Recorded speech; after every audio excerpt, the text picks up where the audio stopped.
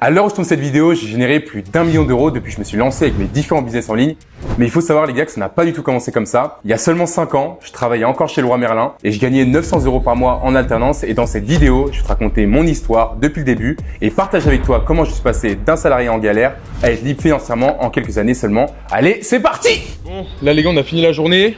On va se faire un petit bain après, mais je sais pas encore parce que je vous avoue que l'eau elle est un peu frisquette. Là, on est fin janvier à Dubaï.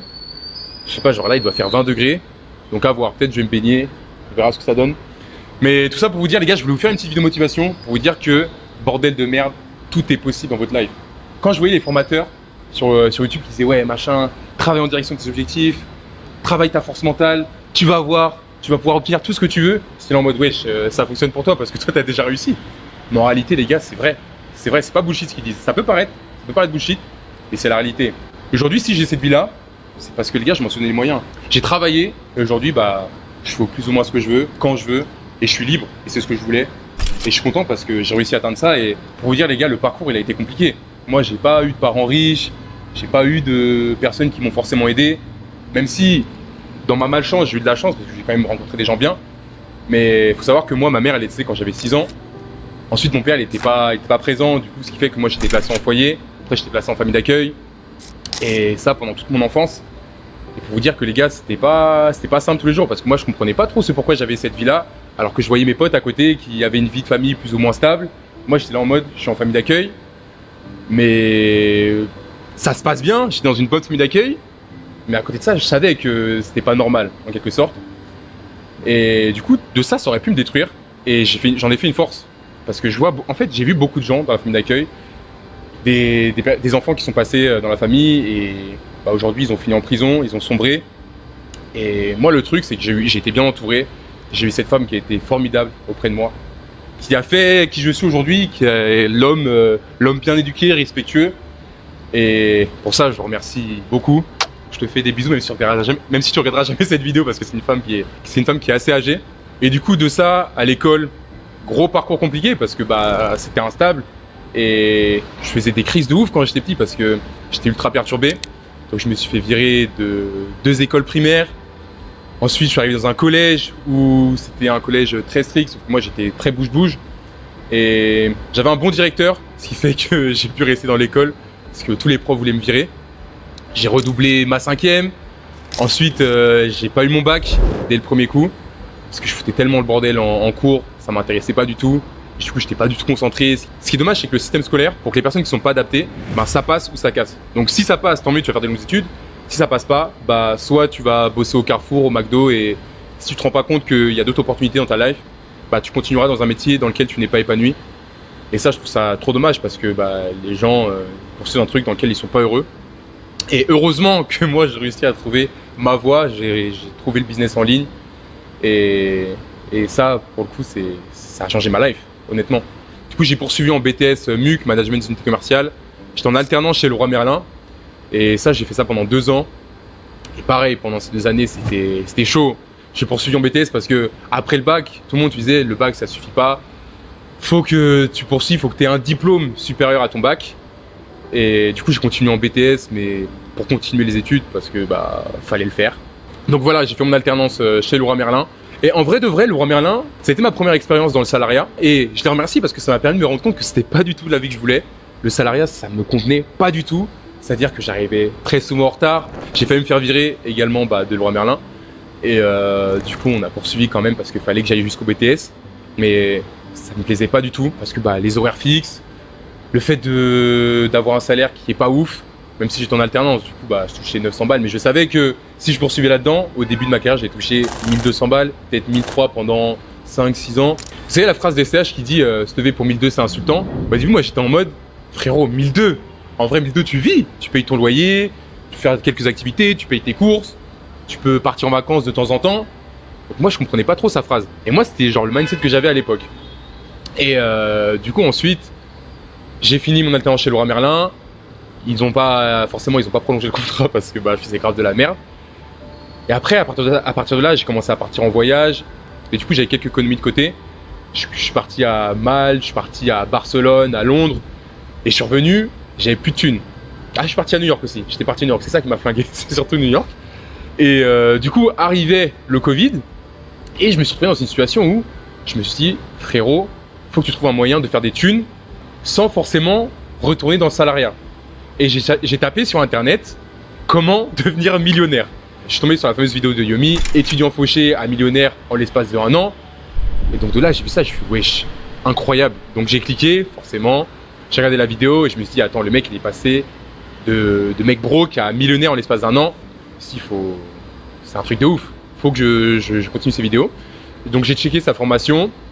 Il a fait une formation gratuite sur YouTube de 4 vidéos. Donc j'ai checké et je me suis dit, bon, le gars il est sympa, il nous passe une formation gratuite. Il va nous expliquer comment il a fait. Donc je commence à checker et je vois qu'il commence à expliquer la création de boutiques, genre les premières bases de Facebook. Du coup, après les 4 vidéos, il commence à parler d'une formation, certaines formations du coup payantes. J'avais pas les thunes parce que la formation elle était relativement chère. Elle était, en proportion de mes moyens à l'époque, elle était à 1500 balles. Donc j'étais en mode, 1500 balles, j'ai pas forcément les thunes à y mettre. Et du coup, j'étais, est-ce que tu investis 1500 balles et tu prends le risque de potentiellement changer ta life? Enfin, tu prends le risque. Tu fais en sorte de changer ta life. Ou alors, tu continues dans le train-train dans lequel tu es. C'est-à-dire, à l'époque, à ce moment-là, j'étais au chômage en plus. Tu continues à être chômeur et du coup, à la fin, le chômage, il va se terminer. Et du coup, je me suis trouvé dans une situation où, c'était soit je retournais charbonner, ou soit, je prenais sa formation. Donc, j'ai pris le risque de prendre sa formation. Donc, j'ai mis toutes mes économies. J'ai fait clairement un all-in. Donc de ça, j'ai séché sa formation de ouf et du coup très intéressante. Moi, je me suis plus axé sur le marketing d'influence parce que je trouvais que c'était quelque chose de plus simple que plutôt partir sur Facebook Ads à l'époque. Marketing d'influence, je trouve mon premier produit, ma première influenceuse, une influenceuse américaine qui était en train de bien monter. Donc j'ai investi 500 balles sur l'influx. Je fais 8K de chiffre d'affaires en l'espace de 24 heures et du coup là, je me dis wesh, mais c'est un truc de ouf. Là, c'est la ruée vers l'or. Je bombarde ces influenceuses. J'avais fait 2K net profit avec elles. Donc j'ai essayé de refaire de nouveaux placements, sauf que je sais pas pourquoi elle n'avait pas voulu alors que au final c'était super bien passé. Enfin bref. Et en fait c'était une influenceuse d'une télé-réalité. Donc j'ai essayé de contacter les autres meufs de sa télé-réalité. Donc elles m'ont pas donné de réponse. Ah si, il y en avait une qui m'a donné une réponse. J'ai fait un placement avec elle, sauf que c'était pas super bien passé et, au niveau des chiffres. Donc j'ai essayé de retrouver d'autres influenceuses dans le même domaine, télé-réalité. Aux États-Unis ça fonctionnait pas plus que ça. Et donc j'ai switché. Sur le marché UK où les comportements d'achat sont assez similaires. Donc je trouvais une influenceuse où j'avais payé à l'époque 1K5. Donc là j'avais fait, je sais plus, entre 8 et 10K, un truc comme ça avec elle, donc c'était bien reparti. Donc pareil, je me suis dit bingo, faut que je rebombarde sur le marché UK.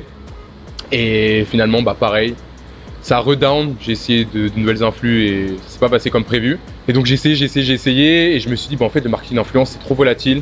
Fallait quelque chose de beaucoup plus stable. Donc à partir de là, j'ai commencé à m'intéresser à Facebook parce que je savais que Facebook c'était beaucoup plus stable et moi il me fallait de l'argent qui rentre continuellement tous les jours.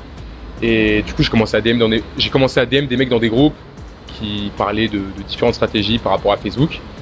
Et j'ai rencontré un mec qui m'a bien aidé, qui m'a lancé clairement sur Facebook. Je l'ai rencontré physiquement et de ça, j'ai commencé à créer mes premières boutiques. Il m'a grave épaulé, il m'a grave montré la voie. Et du coup, la première boutique, de mémoire, j'ai fait 5K de CA, un truc comme ça. C'était pas ouf, mais tous les jours, je voyais de l'argent rentrer. Donc moi, je me suis dit, si je fais ça avec plusieurs boutiques, eh ben, j'ai la possibilité de faire beaucoup plus d'argent. Donc à partir de là, j'ai commencé à faire beaucoup plus de boutiques, j'ai commencé à faire beaucoup plus de CA. Donc la première boutique, j'avais fait 4K de CA, ensuite j'ai fait 10, ensuite j'ai fait 20, ensuite 50. Et mon max, je suis monté jusqu'à 100. Et du coup, là, je me suis rendu compte que Facebook, c'était un truc de ouf.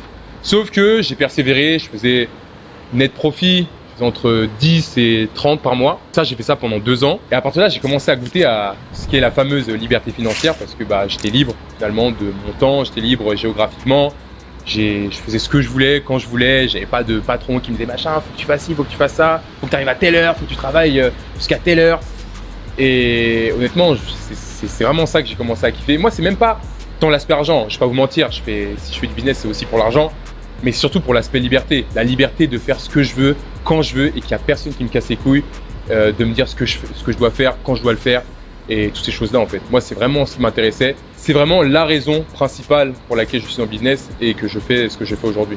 Donc moi, il faut savoir qu'au niveau de l'e-com, pendant ces 3 ans, c'était relativement paisible. J'ai eu aucune galère, que ce soit au niveau des blocages de pages, blocages sur Stripe, etc., etc. Genre moi j'étais bien, je faisais mon argent, j'avais pas de soucis. Et à partir de fin 2022, il a commencé à avoir beaucoup de concurrence. Et donc je commençais à avoir des blocages au niveau des pages, au niveau de mon Stripe. Et je me suis dit, mais attends, je peux pas continuer dans un business où je me fais bloquer de grosses sommes d'argent. Et donc de ça, j'avais Arthur, mon associé aujourd'hui, qui lui a start le business OFM avant moi. Il a commencé à s'intéresser au mois de juillet 2022. Et donc de ça, moi j'ai commencé aussi à m'intéresser parce qu'il m'en avait parlé. J'ai checké des formations vite fait et je m'étais dit, bon en vrai, ça sert à rien de me lancer parce que ça tournait bien à ce moment-là pour moi l'e-com. Et lui, il avait le down, il faisait de la NFT il faisait de la NFT crypto et NFT crypto à ce moment-là, ça a commencé à down. Et du coup, il a switché de business. Il s'est lancé dans le business OFM et j'ai vu que le gars, il a commencé à se former au mois de juillet 2022. Donc ensuite, il a réellement start le business au mois d'octobre. Et du coup, je voyais le gars, il faisait 20, 30, 54 CA avec une seule modèle. Et je me suis dit, ouais, je sais quoi ce business? Il y a beaucoup d'argent à faire. Donc je me suis dit pourquoi pas, qu'à partir de mi-janvier, j'ai commencé à m'intéresser au business OFM, littéralement j'ai switché de business avec mon associé de l'époque. Donc on a commencé notre agence. Il faut savoir que Arthur, lui, il nous a pas mal épaulé parce qu'il commençait à être vraiment compétent dans le business. À partir de là, lui, il a commencé à faire le rôle de coach, littéralement. Donc si j'en suis là aujourd'hui et si j'ai toutes les compétences dans le business, c'est grâce à lui. Donc merci mon frère. D'ailleurs, allez checker sa chaîne, Arthur Evo, il va passer pas mal de sauce au niveau de tout ce qui est technique. Donc bref, du coup, il nous a épaulé sur la recrue de notre premier modèle. Vous expliquer également les stratégies à implémenter avec son profil. Donc le premier mois, on a généré avec mon ancien associé 600 balles de chiffre d'affaires, un truc comme ça, donc c'était pas ouf.